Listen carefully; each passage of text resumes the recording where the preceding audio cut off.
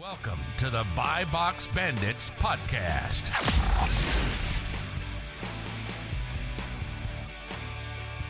What's up, everyone? Welcome back to the Buy Box Bandits podcast, episode 184. Today, we are joined by the man, Kade Peterson. However, we do want to let you know on June 20th, the biggest project I've ever released for Amazon sellers is going to be coming out. So make sure you keep an eye on Fields of Profit and my social media pages. It's very, very important. Garrett's very excited. I'm very excited. See, there's a lot of hype on social media around it. So we're going to be having a launch party on June 20th. For that, it's going to change the game, save you a ton of time and money, help you run your Amazon business a lot quicker. So be on the lookout for that on my social media pages. Was that next Wednesday? Next, something like that. Yeah, June 20th. Thursday, June 20th. Wednesday. Yeah, something like that. But yeah. So we have the man right here. So Kade Peterson now, right? We had Trevin on the podcast. Trevin's a great guy too. I was asking you this off the show. So I know you go viral on social media very frequently. I was looking at it earlier today, right? I know you've also been in the Amazon space for a while. And then you had a talk in Miami Sellers Conference talking about social media stuff, the Amazon influencer program and everything like that. So what do you actually do, man? It's a great question. And I never really know how to fully answer this question. But yeah, I do Amazon. I've been selling on Amazon for the last, I think I'm on year 6. Started with retail arbitrage, did that for about 2 years, transitioned to private label, have been doing private label basically full time. And what's cool about Amazon is it's allowed me to have a lot of free time to start other ventures and do other passion projects for me. And that's what led me to social media. I dove deeper into social media. I've probably been doing it consistently for the last 4 years. And then also last year, learned about the Amazon influencer program, started dabbling with that, and I'm just taking advantage of any opportunity that I can get and just living life to the fullest. Boom. You kind of mentioned earlier there that you took advantage of, and I forgot how you worded it specifically, but essentially the time freedom to explore different passion projects.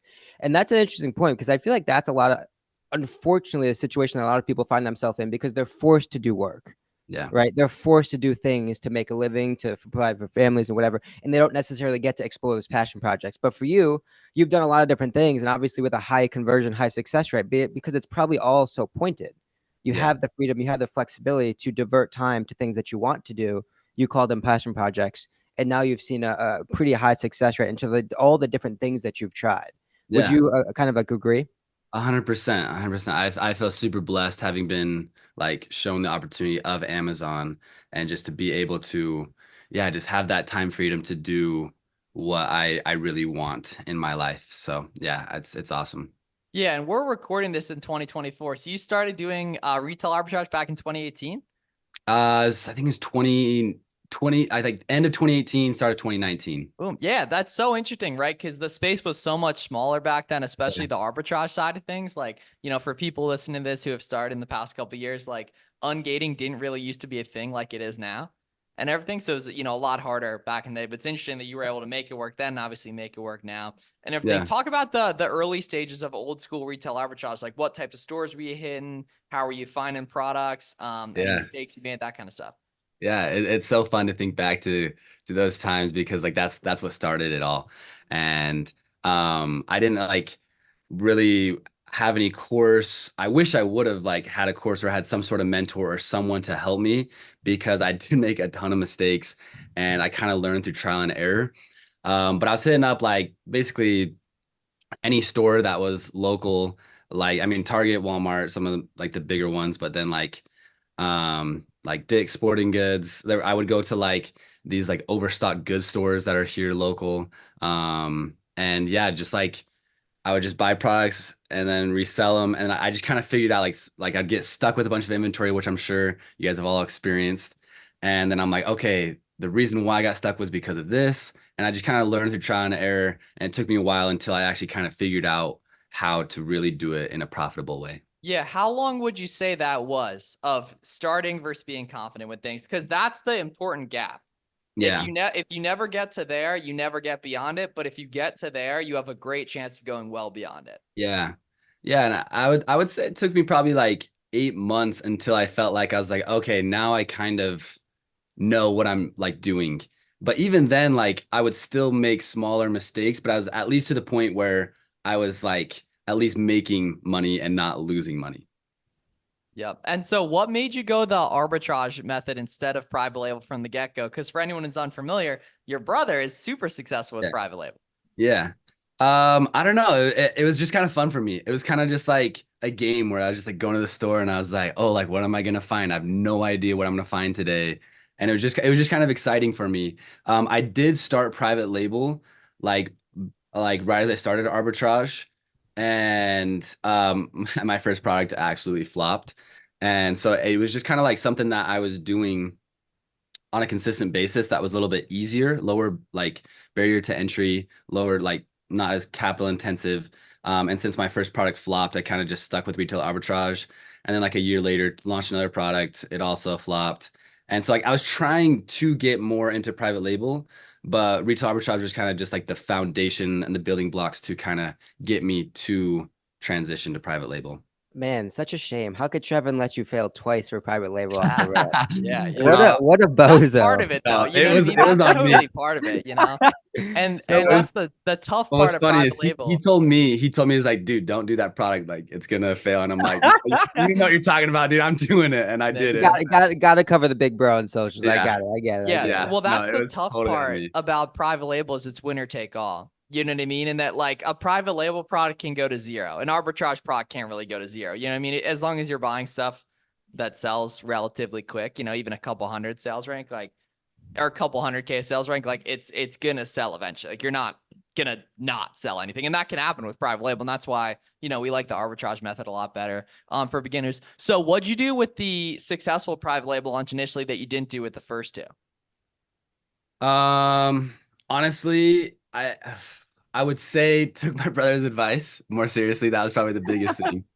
But what like really changed for me is like just using like the softwares and knowing more of the space, knowing my competition better, knowing like what product I want, like just having a more knowledge of everything in general and taking everything into consideration is what really made the biggest difference for me. And that was what Trevor was able to show me. And Boom. so, what sort of RA numbers were you doing prior to the PL? I think in total, I probably like in my lifetime probably did just around six figures in RA from like start to finish. Every so often, if I like come across an RA opportunity, I'll still do it, but I'm not like actively pursuing it now. Now it's just like if it's like in front of me, I'm like, oh shoot, like that's a great deal. I'm gonna see if I can resell it on Amazon. I'll do it, but So fast forward to what are we in June 2024? What's the day-to-day look like, right? You wake up, how are you kind of diversifying your time across all these different ventures, all these different things? Of yeah. course, you need some time with the Cybertruck, right? You need some of that time.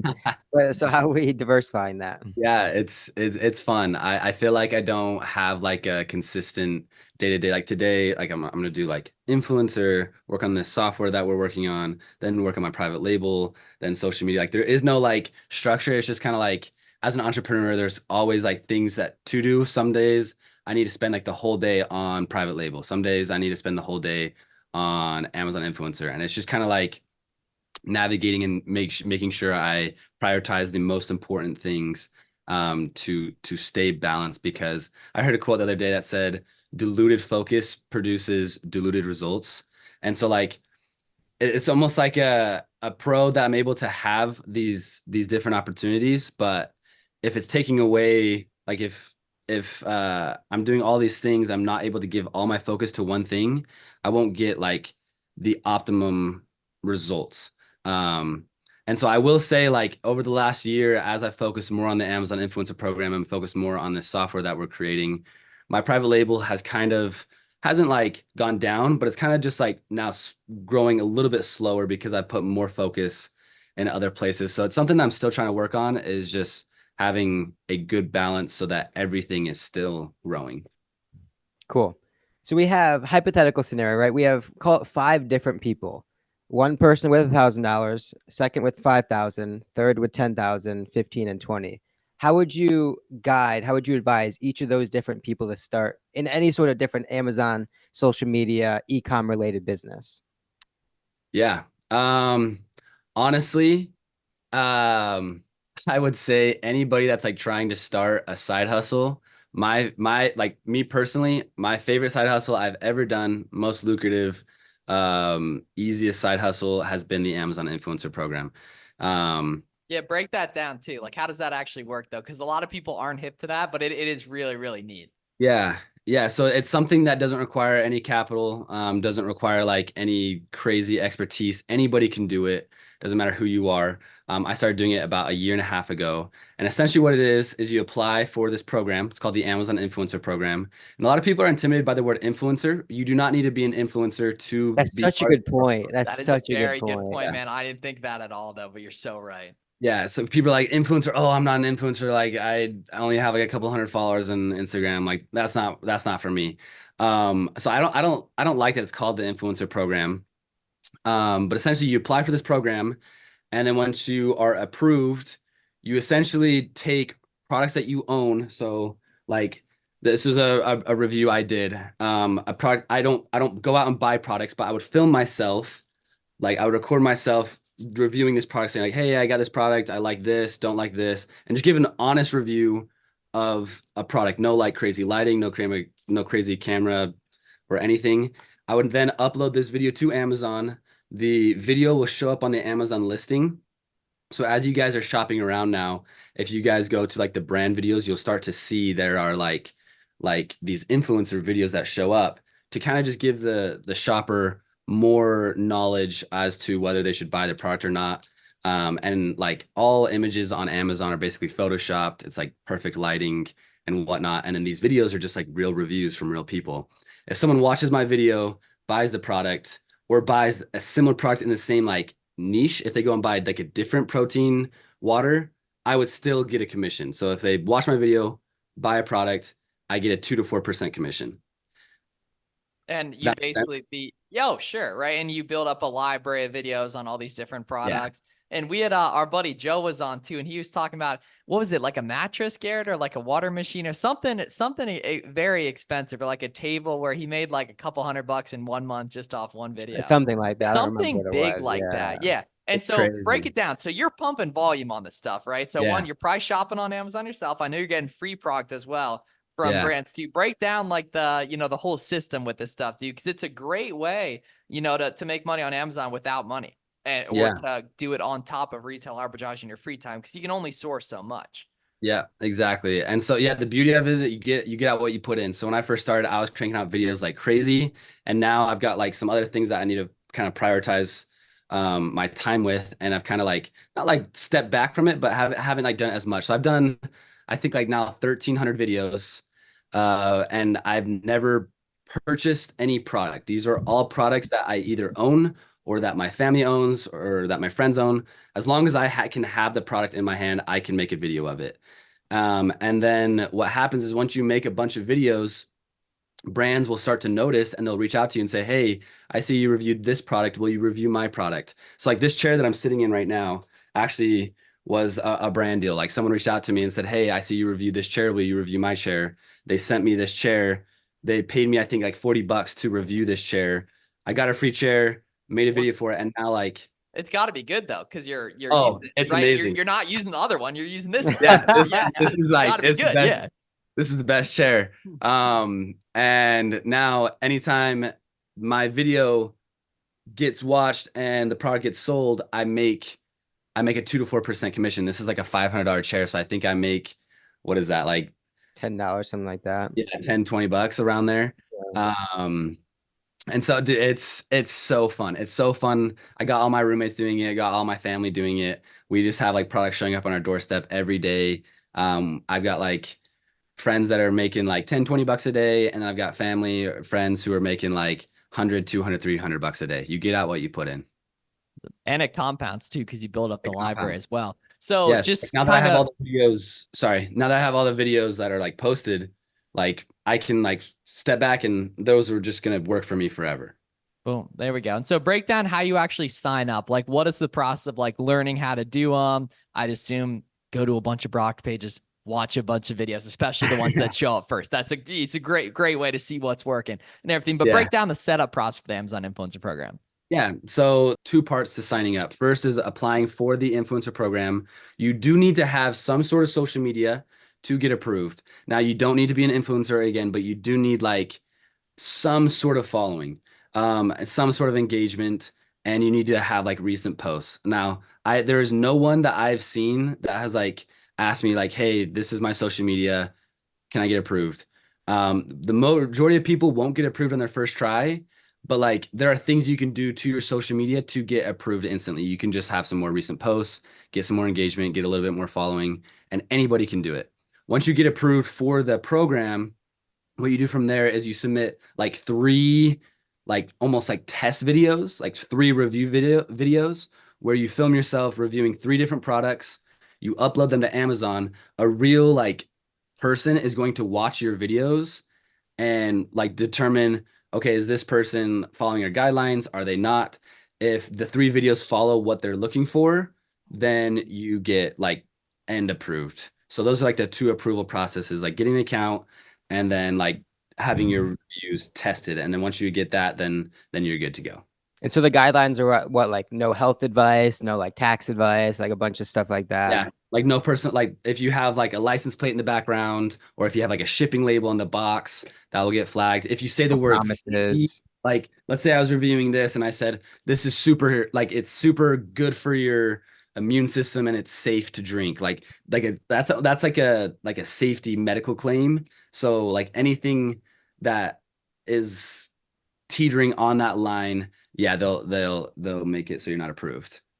There's a lot of potential there too. Like I think just as a human being, it's a great skill to be able to talk on video. Yeah. You'll notice 99.9% of human beings are deathly afraid of doing that. Some of you guys listening to this podcast right now are deathly afraid of doing that. Now The phone weighs so much your that first ancestors time. were fighting in wars. They were fighting wildebeest. They were going off to far off lands or getting, they were fighting wars. So you can press the record button on the camera. You're capable of it, right? But a lot of people are deathly afraid of that. You know what I mean? You walk to the average person on the street and say, post a video of you talking on Instagram. They're like, they freeze up, they clam up, they start, hyperventilating, right? It's a good skill as a human being to have, right? Because if you ever want to launch a private label brand and make some TikTok content, you'll know how to do it, right? It's just a good skill, and also just making connections online and, being in the community. And I think that's something you and, Trevin have done a phenomenal job of. Like, talk about the Amazon community and, just networking and building connections and just meeting people on the internet, right? Yeah.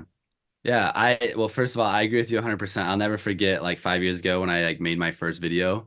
I was like shaking, sweating. I was so scared to talk in front of the camera. And after just doing it like over and over and over, like talking in front of a camera now is just talking to like a friend. Like the more you do something, the easier it gets. And it's been so fun to like grow in this space, get more comfortable. And like you mentioned, going to like meetups, meeting other people, and just having an abundant mindset. I think a lot of people in this space have kind of a scarcity mindset where they think like we're all competing against each other, when in reality, like there's so much money to go around. So if anything, we should be collaborating and working with each other. Like we have so much to offer each other with how much we've learned. And so going to these meetups, going to these conferences, going to this stuff and just learning from one another, there is so much money going around. So like if anybody's like trying to get into whether it's retail arbitrage, private label, Amazon influencer, like there is still space for you to come in. And if you have an abundant mindset, you'll see like we work together, not compete with each other.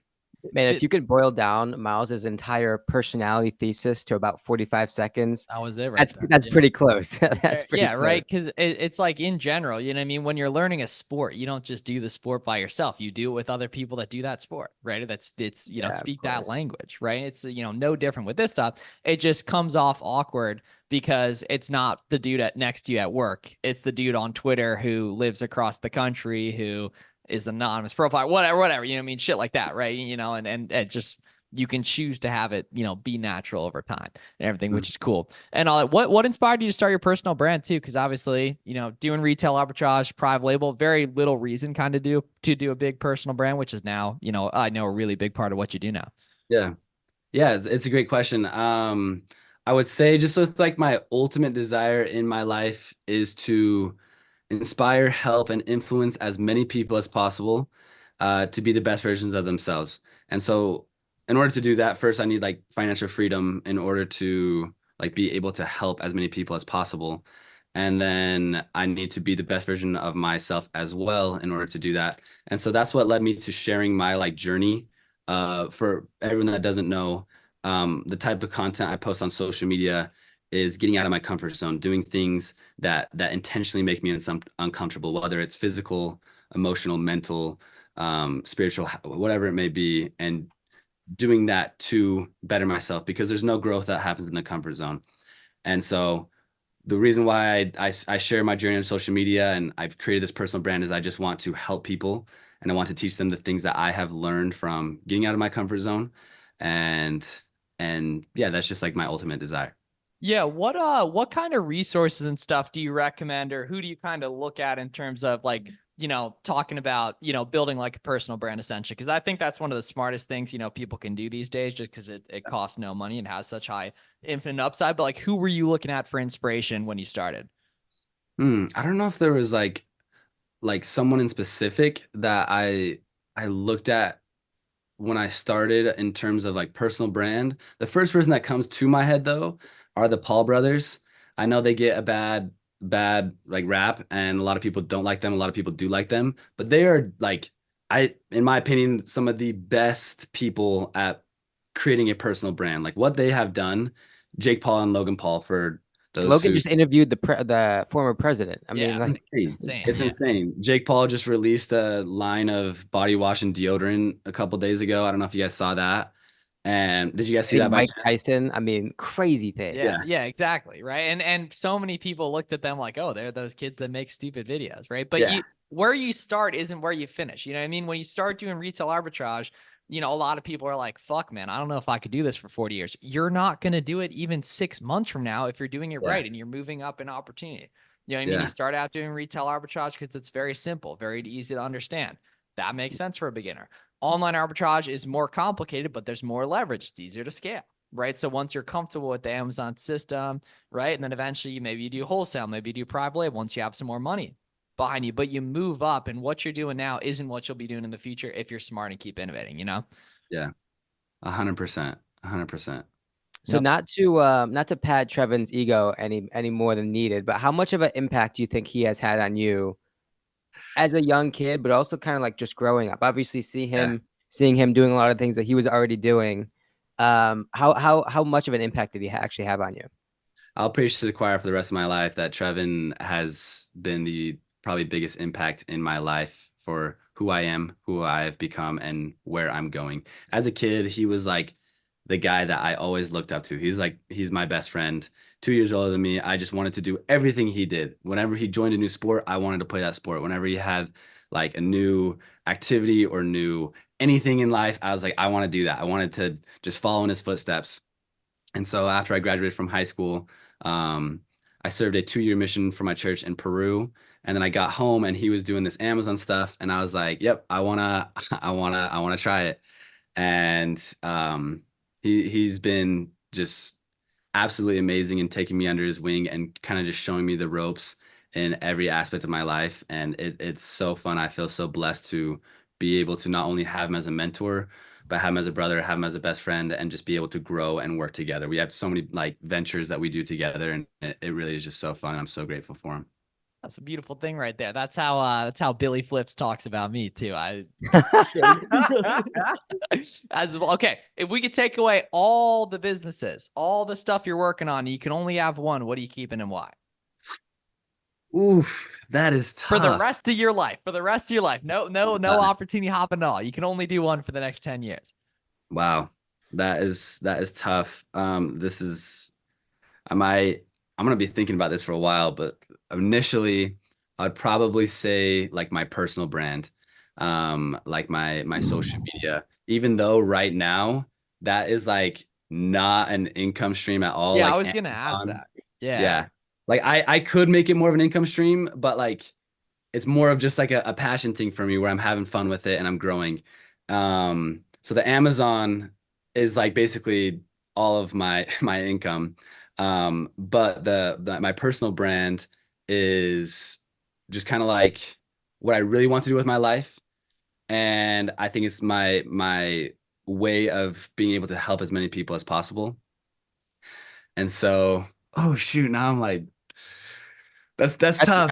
That's Well, tough. you're playing the long game. You don't need to make Yeah, money from the personal brand because you have the skill of doing Amazon stuff, exactly. Like this guy in my Twitter DMs, he said, how much time do I need to put in a week to make 10K a month profit? I was like, all right, first of all, that shows me that you've never The put in wrong actual time question. into something, right? And there's not a problem with that. That's how you're conditioned to think, right? Now I get that, right? But you could put me sourcing online arbitrage for an hour, I'll find more than most beginners will find in 20 hours, right? And it's not due to the time, it's due to the skill, right? And speaking of the skills, that's what allowed you to get the time freedom and financial freedom, which now gives you the time to pursue these other opportunities as well. Yeah.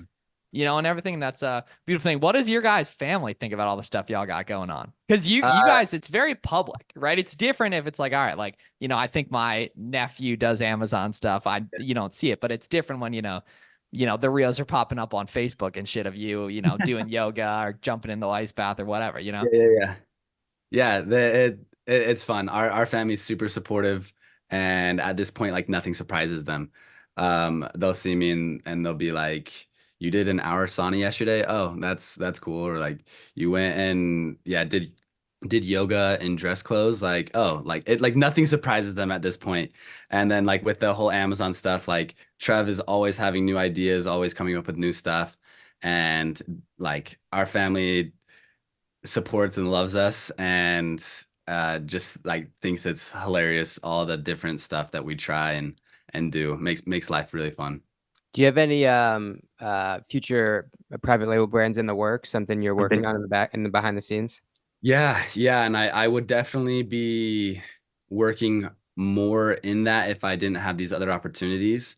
I'd probably say the thing that I'm most excited about right now is the software that me and my brother have built for Amazon influencers.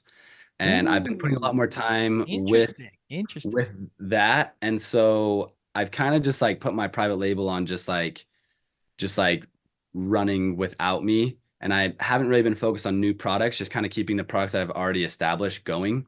And I've been just dedicating more time to like the software is probably the thing I'm most excited about right now. And the So big thing that lets you do software if you want to is the personal brand, the goodwill bids in the community, the relationships with other people in the space that you don't get if you don't put yourself out there. You literally, you guarantee that it doesn't happen. Yeah. It's like if me and Trev try to start this software like 5 years ago before we like sold on Amazon, before we created a personal brand, like we wouldn't have been able to. You had to start somewhere, and just like little by little, we've built like what we've built, and that has allowed us to have opportunity to do something such as start a software. So the successful, call it OA or wholesale seller, years in the business, built up, a good nest egg, couple of tens of thousands of dollars, looking to get into private label. What's that first step, right? Are they looking for a market? Are they looking for a particular product to fit in a market? Like how does that work? And what's their first step? Yeah, well, first of all, I think a lot of people think like private label is like something that's so scary, and they're like, oh, it requires like so much money, it requires like so much stuff, but it's actually a lot easier than people make it out to be. Um, First of all, I think the first step is knowing what you're doing. I mean, if you're like me and you try to just get in thinking that you know everything, yeah, you're not gonna have success. So I would learn as much as possible in whatever way, shape, or form that is, watching YouTube videos, hiring a mentor, buying a course, whatever it is, just learning what to do. And then kind of just to narrow down the answer to your question is finding a niche that you feel like you can wedge yourself in, making your product a little bit different so you can compete with competition, maybe going into a niche that isn't as competitive. Yeah, just kind of innovating and thinking the same as what is working, but also differently enough to where you're not like everybody else. Boom. And yeah, there's a lot of creative stuff you need. Like I talked to a guy who's crushing it, just making organic TikToks, pushing the traffic to Amazon, then Amazon recommends them more. There's tons of nice creative stuff. And the grass is always greener, man. The wholesale guys like, damn, like it's so nice not having to call people with OA. The OA guys like, damn, wholesale must be so nice having no order cancel and everything. The big thing though to understand is that everything works. Right? Yeah. Garrett's doing great stuff with wholesale. I'm doing good stuff with OA. You're doing good stuff with private label, Amazon influencer program, software stuff. Like everything works. And the big issue beginners think is that like the business model's the issue when it's no, it's you're the issue and you're the solution, right? Every business model sucks sometimes. Every business model is easy once you get good at it, if you get good at it, which takes time, right? But you got to commit to that process and really, really dial in to build the skill. You know, so just kind of speaking holistically about online business, as we finish up here, what are you telling yourself 5-6 years ago that would help you make a lot, faster progress, get you to where you are today faster? Yeah, dude, I love that. Like when I think about who I was 5-6 years ago, it's crazy how much I've grown. I would say like to me and to anybody who's just starting is just like, just start, like just get going. I think we need to be experts, or we like hold off on starting something because it's not perfect. Just like just put yourself out there, and like you said, you can't lose unless you don't try. Like that's the only way you can lose, is if you don't try something, and it doesn't matter what it is that you're going to get into. Like if you just stick to something long enough, you'll get there. Like a lot of people come to me like, Kate, how did you blow up on social media? Like you had all this like instant growth. It's like, no, I've been doing it for 5 years. If you stick to something long enough, you'll figure it out. So just like put in the work, start, you'll figure it out along the way. That's what's up. And then where Drop can the people mic. find you? Yeah, facts. Where can people find you on socials if they want to, follow up, learn more about the Amazon influencer program, private label, anything like that? Yeah. Probably my Instagram is probably the one that I'm active on the most. I do my best to get on to get back to all my DMs. It's Kade_Peterson, Kade with a K.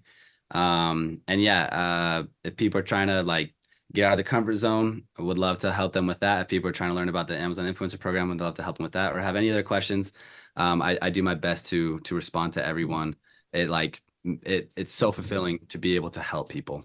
Cool. That's a beautiful thing, man. Well, appreciate you coming on and keep up the good work with everything. And Hey. thanks to everyone who's, listening to this podcast and the other podcasts in general. If you guys got any questions, you make sure to let us know. And June 20th, don't forget, be on the lookout on Warner and I's social media pages for details on that. And we'll see y'all in the next one. Thanks a lot for coming on, Kade. Thanks for having me.